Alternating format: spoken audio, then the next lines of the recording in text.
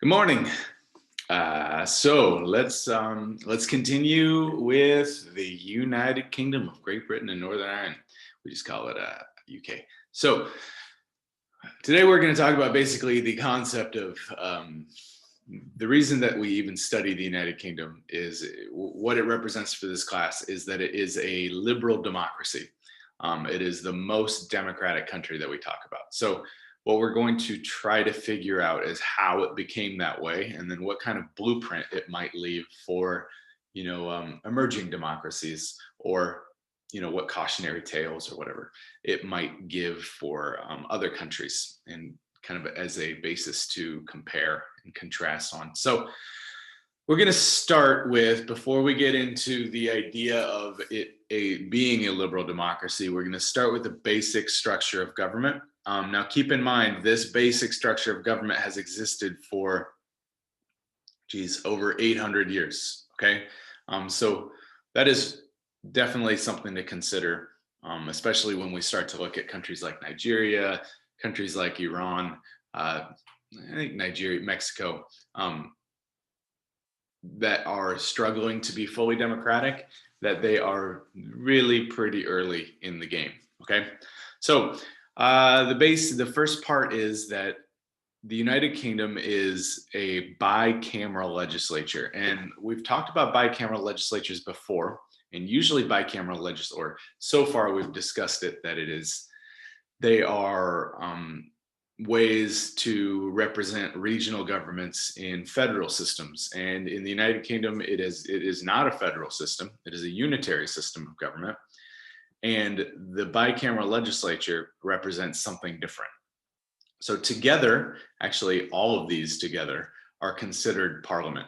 So parliament is not just their legislature entirely, it is their government body together as one. So we have the House of Lords, which used to be, we'll talk about that in a second, used to be based on heredity, where you would actually inherit a position in the House of Lords. That has changed. And so that's part of the story about shift towards democracy.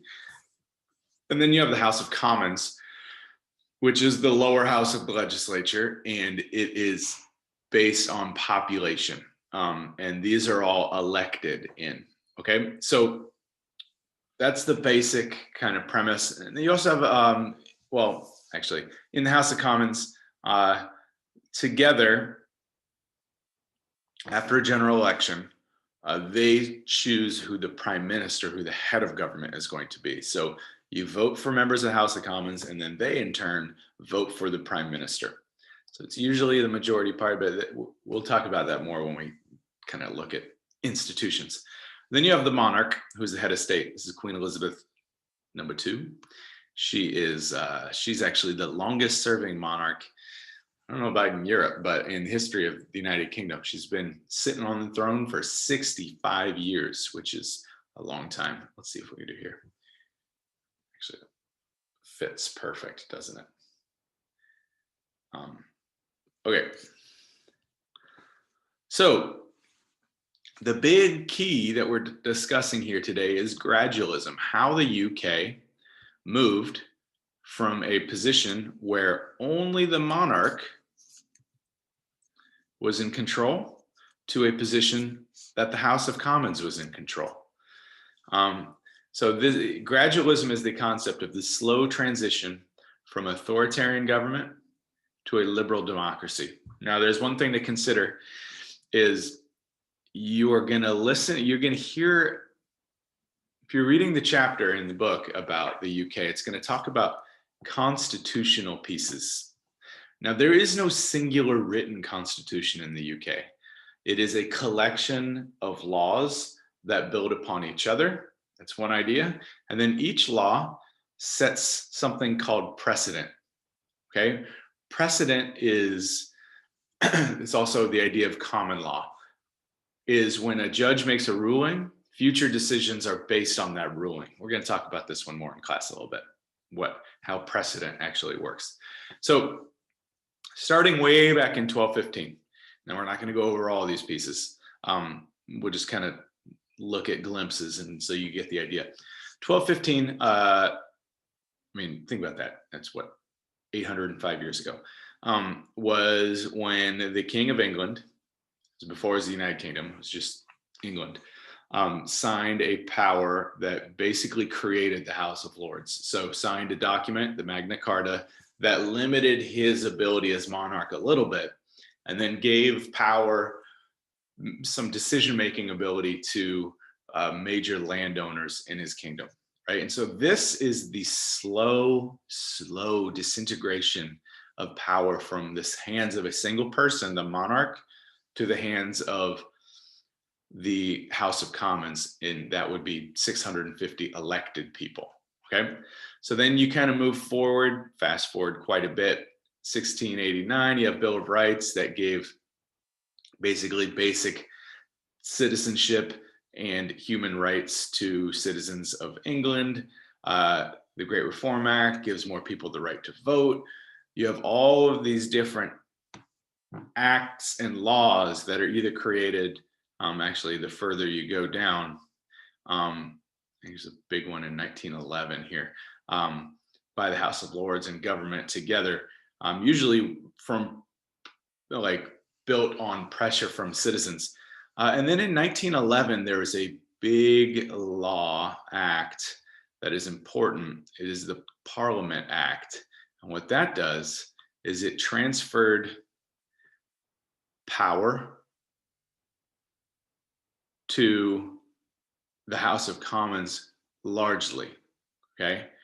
Saying that the House of Lords no longer was a major legislative body, that the House of Commons was the group that had the primary ability to make laws. So think about that, how long it took to get from the Magna Carta to the Parliament Act, from when one person had control that was unelected, that inherited their position, to a group of people that were appointed by the monarch who could pass that down, so spread out to what, 700 years later, to a group of people that are elected that make decisions. And then the House of Lords hung on to that ability to delay legislation. They had to approve it until 1949, where they passed a law that basically said you can only delay a law for up to a year.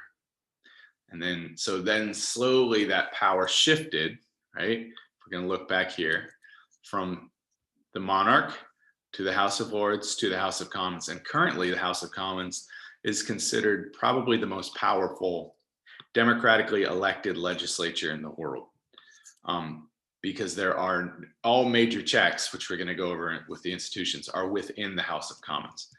All right, so this all builds off the concept of traditional legitimacy. You might look back at this and say, well, if the Queen and the monarch have no power, if the House of Lords are no longer, and that's another piece, they can no longer inherit these positions, why do they have them? What is the point of having the monarchy in the House of Lords if they have no actual power in the government? And the biggest piece is this concept of traditional legitimacy. So we've talked about legitimacy as the people's belief the government has the right to be the government. There's different kinds of legitimacy. We're going to discuss charismatic legitimacy later when we talk at other regimes. But this is the idea that the citizens of the UK, by and large, want to keep, especially in England, overwhelmingly in England, maybe not as much in some of like Wales, Scotland, Northern Ireland, want to keep the monarch and the House of Lords around because it reminds them of their kind of glorious past. And it is a symbol of national pride and national unity, where in fact they have no actual like legislative power. Okay.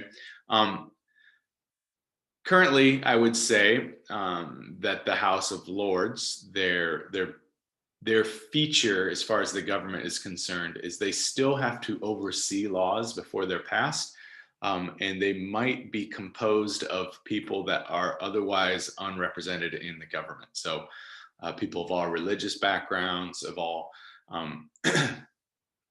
you might have, experts in fields of medicine that are deliberately appointed actually by the monarch to oversee laws, to give a more well-rounded perspective on laws. Although, that is not nearly as important as the discussions that go on within the House of Commons. So In review, the idea of gradualism is the transfer of power from an authoritarian state to a liberal democracy gradually, slowly over time, by a collection of written laws that takes power away from the monarch and gives it to the House of Commons, the democratically elected officials.